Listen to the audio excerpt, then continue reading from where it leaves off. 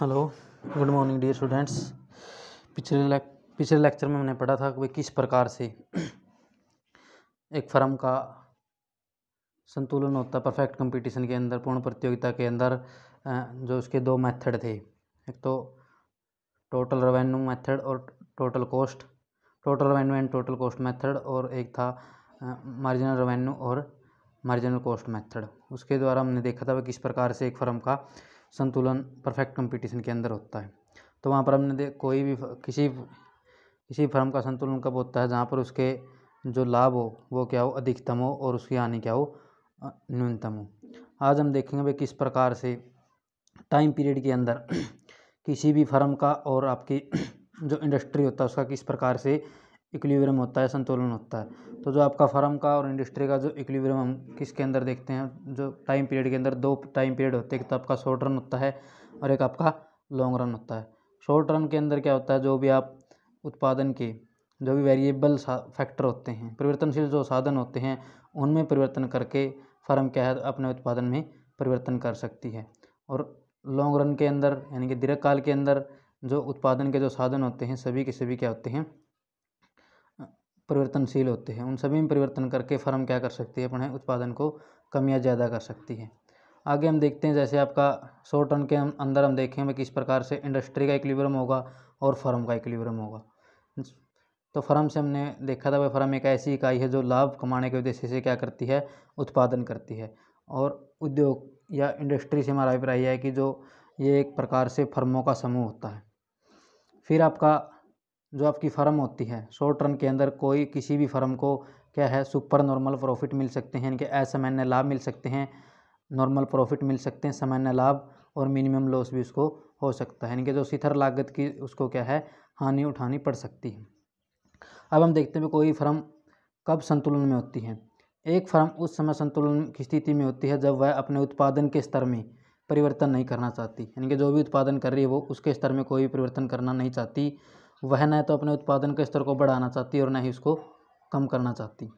Firm संतुलन में अपनी सीमांत लागतों को सीमांत आय के बराबर लाकर अधिकतम लाभ करती है, यानी लाभ कमाती है। यानी कोई फर्म होती है वो अपनी क्या करती है, सीमांत आगम को सीमांत लागत के बराबर करती है, यानी कि MR किसके बराबर होती है, आपकी MC के बराबर होती है। जो आपका प्रॉफिट होता है वो किसके अंतर के बराबर होता है, वो टोटल रेवेन्यू और टोटल कॉस्ट के अंतर के बराबर होता है।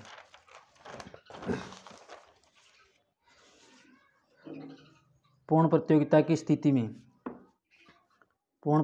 की स्थिति में एक फर्म का MR वक्र उसके AR वक्र के अनुरूप होता है, यानी कि दोनों जो आपका MR वक्र है परफेक्ट कंपटीशन के अंदर, MR और AR क्या होते हैं, बराबर होते हैं, क्योंकि यहाँ पर जो प्राइस आपकी होती है वो क्या होती है, कांस्टेंट होती है, स्थिर होती है।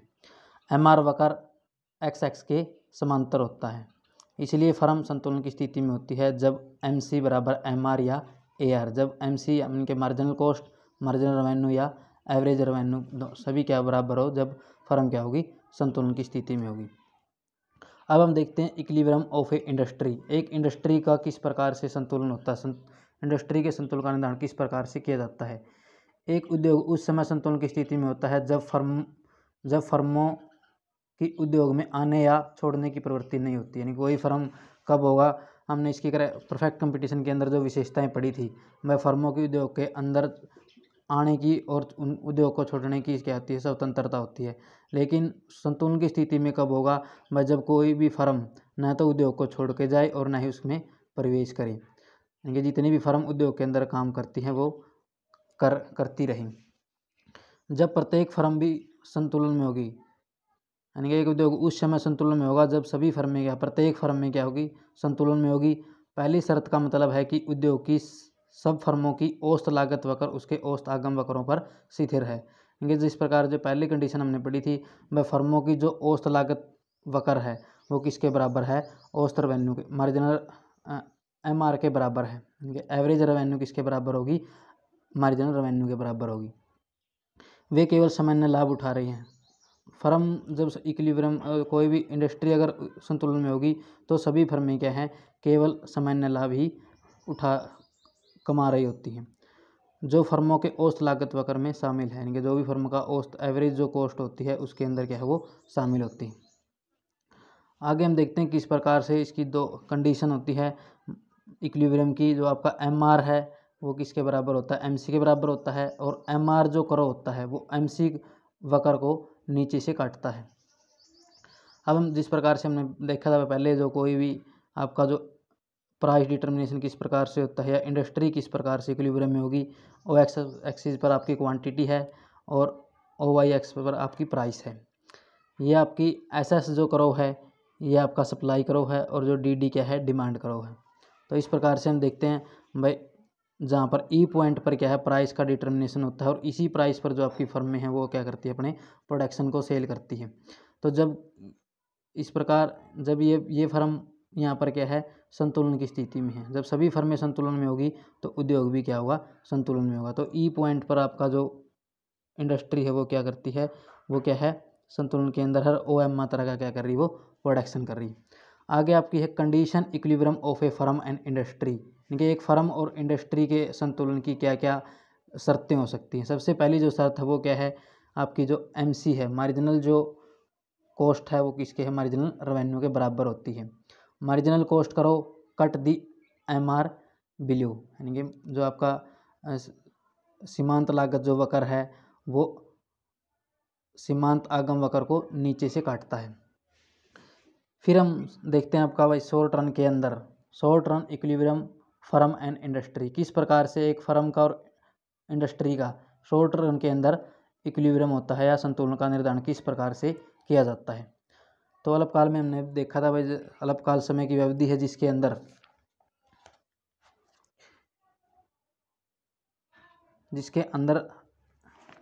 क्या होता है, जिसमें लाभ अधिकतम लाभ को क्या होता है,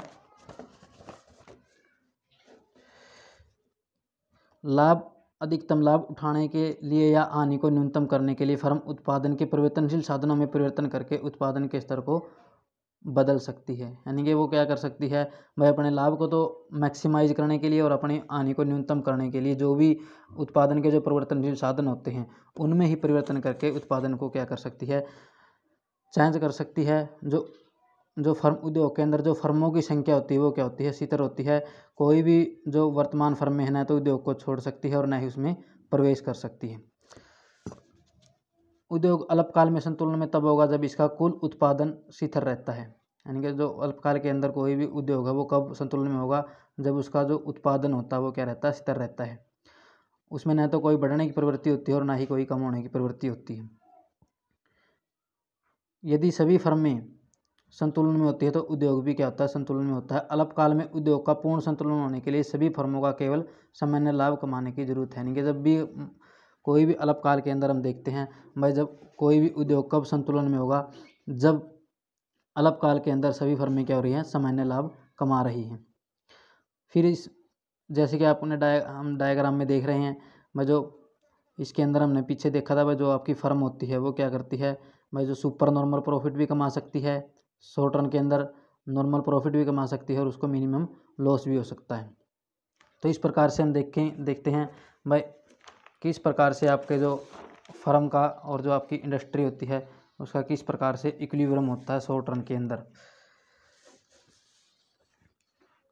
जैसे आपकी सबसे पहले हम देखते हैं भाई, सुपर नॉर्मल प्रॉफिट किस प्रकार से फर्मों को होते हैं, असामान्य लाभ किस प्रकार से फर्में कमाती है, सुपर नॉर्मल प्रॉफिट।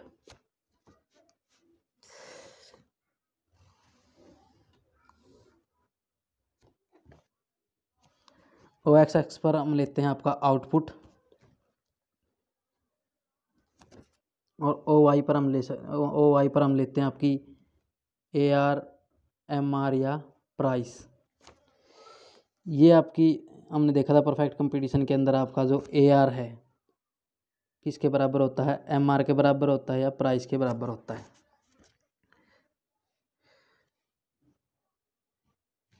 ये किसी भी फर्म का एवरेज कॉस्ट करो है, ये फर्म का क्या है, एवरेज कॉस्ट करो है, और ये फर्म का क्या है, मार्जिनल कॉस्ट करो है।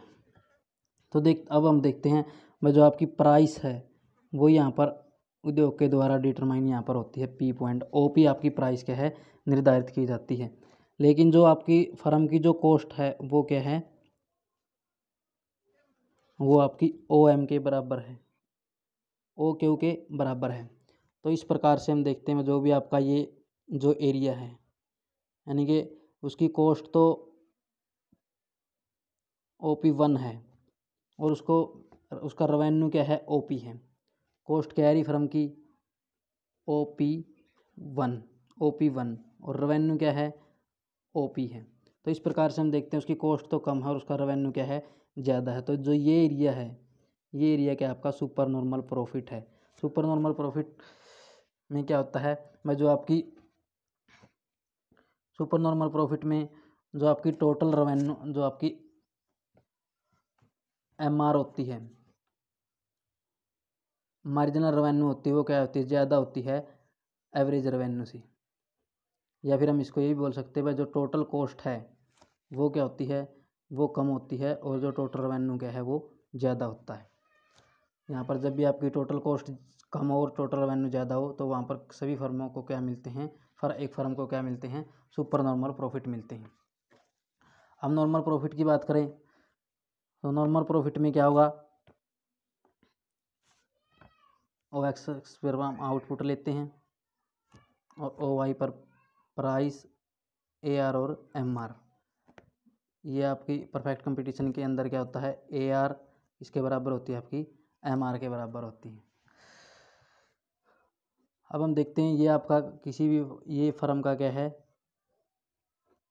एवरेज कॉस्ट करो है और ये आपका क्या है, ये फर्म का MC है।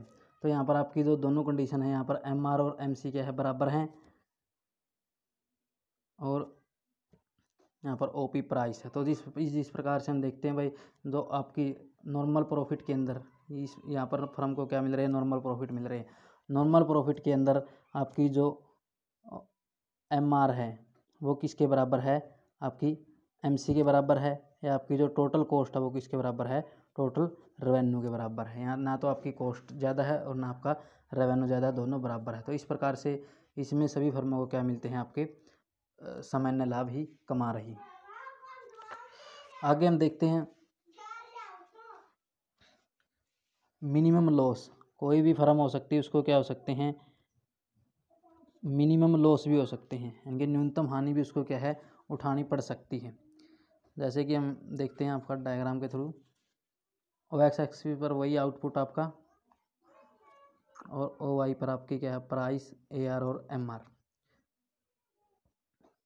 तो ये आपका एवरेज रेवेन्यू और मार्जिनल रेवेन्यू करो है। यहाँ पर हम देखते हैं जो आपकी ये आपका क्या किसी फर्म का एवरेज कॉस्ट करो है और ये क्या है MC है। तो हम देखते हैं वह फर्म को क्या है, यहाँ पर जो फर्म को प्राइस तो इतने मिल रहे हैं, OP के बराबर क्या है फर्म को प्राइस मिल रही है और फर्म की कॉस्ट क्या आ रही है, वो आ रही है OP1। तो जो ये एरिया होगा ये क्या होगा, किसी भी फर्म का न्यूनतम हानि का, यानी कि मिनिमम लॉस इस फर्म को होते हैं। तो ये एक फर्म की क्या है, एक इसके अंदर एक और होती है आपकी, ये आपकी क्या है, ये एवरेज वेरिएबल कॉस्ट है। तो यहाँ पर ये एवरेज वेरिएबल कॉस्ट है। अगर किसी भी फर्म को जब तक ये एवरेज वेरिएबल कॉस्ट मिलती रहेगी, यानी कि जो आपकी एवरेज वेरिएबल कॉस्ट है एवरेज रेवेन्यू के बराबर रहेगी, तो फर्म क्या होगी, अपना प्रोडक्शन क्या है जारी रखेगी। लेकिन जब ये आपकी एवरेज वेरिएबल कॉस्ट फर्म को ये भी मिलनी बंद हो जाती है, नीचे आ जाती है, तो फर्म क्या करेगी, अपना प्रोडक्शन करना बंद कर देगी। और जब जो भी फर्म जब जिस पॉइंट पर प्रोडक्शन करना बंद करेगी उस पॉइंट को हम बोलते हैं आपका break even point, shut down point, sorry. तो शट डाउन पॉइंट, तो उसको हम बोलते हैं आपका शट डाउन पॉइंट। जब प्रोडक्शन जिस पॉइंट पर को फर्म क्या है अपना उत्पादन प्रोडक्शन करना बंद कर देगी, तो उसको हम बोलते हैं शट डाउन पॉइंट। तो ये आपकी जो ये क्या है, ये एक मिनिमम लॉस है। ये क्या है, फर्म को जो आपकी फिक्स्ड कॉस्ट होती है, फिक्स्ड कॉस्ट की फर्म को क्या उठानी पड़ सकती है, हानि उठानी पड़ सकती है। कई बार ऐसा होता है प्रोडक्शन के दौरान। तो इस प्रकार से हमने देखा है कि इस प्रकार कोई भी फर्म होती है उसको क्या होते हैं, जब भी वो प्रोडक्शन करती है शॉर्ट रन के अंदर उसको क्या मिल सकते हैं, सुपर नॉर्मल प्रॉफिट भी मिल सकते हैं, नॉर्मल प्रॉफिट भी मिल सकते हैं और मिनिमम लॉस भी मिल सकते हैं। तो ये आपका जो अगर इससे नीचे चला जाएगा आपका एवरेज वेरिएबल कॉस्ट भी फर्म को नहीं मिलेगी तो अपना वो प्रोडक्शन करना बंद कर देगी। इसी को हम बोलते हैं आपका शट डाउन पॉइंट। अब हम देखते हैं किस प्रकार से इंडस्ट्री का इक्विलिब्रियम किस प्रकार से हो सकता है। तो इंडस्ट्री कहाँ पर इक्विलिब्रियम होगी, जहाँ पर सभी फर्में इक्विलिब्रियम में होगी या फर्मों को क्या मिल रहे होंगे, केवल सामान्य लाभ मिल रहे होंगे, तो वहाँ पर जो आपकी इंडस्ट्री होगी वो क्या होगी, इक्विलिब्रियम में होगी। तो इस प्रकार ये आपका आउटपुट है ओ एक्स पर, और ये आपकी डिमांड, सप्लाई, कॉस्ट, रेवेन्यू और प्राइस है। तो ये सप्लाई करो है, ये आपका डिमांड करो है इंडस्ट्री का। तो जहाँ पर दोनों इंटरसेक्ट करते हैं, ई पॉइंट पर ये दोनों काटते हैं, तो यहाँ पर फर्म जो आपकी प्राइस है वो पी डिटरमाइन की जाती है इंडस्ट्री के द्वारा। तो इस प्रकार से हम देखते हैं इसी प्राइस पर जो फर्में होती हैं उनको अपना प्रोडक्शन सेल करना होता है। तो यहाँ पर आपका जो ई पॉइंट पर जो इंडस्ट्री होगी वो क्या होगी, इक्विलिब्रियम में होगी। यहाँ पर इस जो हम डायग्राम फर्स्ट में देखते हैं तो यहाँ पर इसको क्या मिल रहे हैं, असामान्य लाभ मिल रहे हैं, यहाँ पर इसको नॉर्मल प्रॉफिट मिल रहे हैं और यहाँ पर इसको न्यूनतम हानि है। तो इस प्रकार से जहाँ पर भी फर्म क्या होगी, फर्म को सभी फर्मों को सामान्य लाभ मिलते हैं, वहीं पर जो आप इंडस्ट्री क्या होगी, इक्विलिब्रियम में होगी। यानी कि इसका मतलब ये है भाई जहाँ पर भी सभी फर्में इक्विलिब्रियम में होगी वहीं पर आपका उद्योग भी क्या होगा, संतुलन में होगा। तो फर्में कहाँ पर इक्विलिब्रियम में होगी, जहाँ पर फर्मों को क्या मिल रहे हैं, केवल सामान्य लाभ मिल रहे हैं। फर्मों को सामान्य लाभ क्यों मिलते हैं, क्योंकि परफेक्ट कंपटीशन के अंदर जो प्राइस है वो किसके द्वारा निर्धारित की जाती है, वो उद्योग के द्वारा निर्धारित की जाती है। और फर्मों में स्वतंत्र प्रवेश और स्वतंत्र निकासी की क्या होती है, स्वतंत्रता होती है। कोई भी फर्म किसी भी टाइम उद्योग के अंदर क्या कर सकती है, एंट्री कर सकती है। तो इस प्रकार से हमने ये आपका बताया रखा है भाई, जो आपका एस है वो सप्लाई करो है, डी डिमांड करो है, SNP वो क्या है, सुपर नॉर्मल प्रॉफिट है, ये नॉर्मल प्रॉफिट, और ये आपकी क्या है, मिनिमम लॉस है, और AVC ये क्या है, एवरेज वेरिएबल कॉस्ट करो होता है। अब हम देखते हैं भाई ये तीनों आपके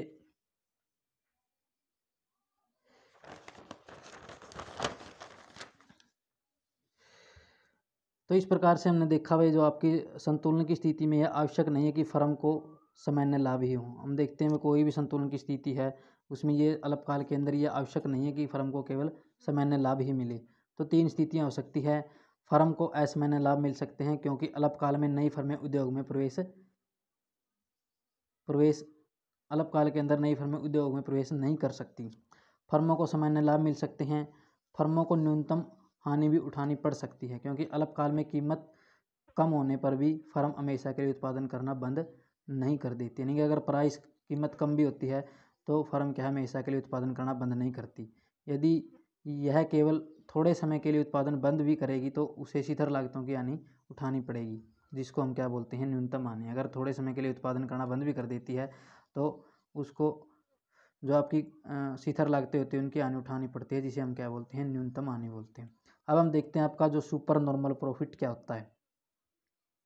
एक फर्म संतुलन की स्थिति में तब होती है जब वह इतना उत्पादन करती है कि सीमांत आगम तथा सीमांत लागत बराबर हो जाए। यानी कि संतुलन कब होगा, जब उसकी MR और MC क्या होती है, बराबर होती है। और जो आपका सीमांत लागत वक्र है वो सीमांत आगम वक्र को कहाँ से काटता है, नीचे से काटता है।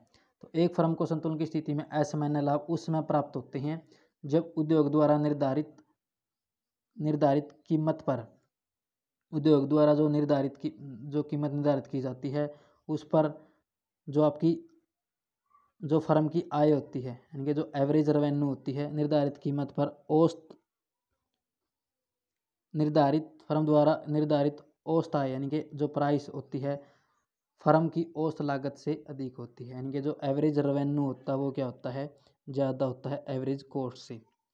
Average revenue is greater than average cost. इसलिए फर्म को हम कहते हैं प्रति इकाई असामान्य लाभ प्राप्त हो रहे हैं। इनके जो प्रति इकाई क्या है, फर्म को असामान्य लाभ प्राप्त होते हैं। फिर आपका नॉर्मल प्रॉफिट में वही है भाई, संतुलन की स्थिति में जब कोई फर्म होती है तो उसकी जो एवरेज कॉस्ट होती है वो किसके बराबर होती है, एवरेज रेवेन्यू के बराबर होती है। Average cost is equal to average revenue.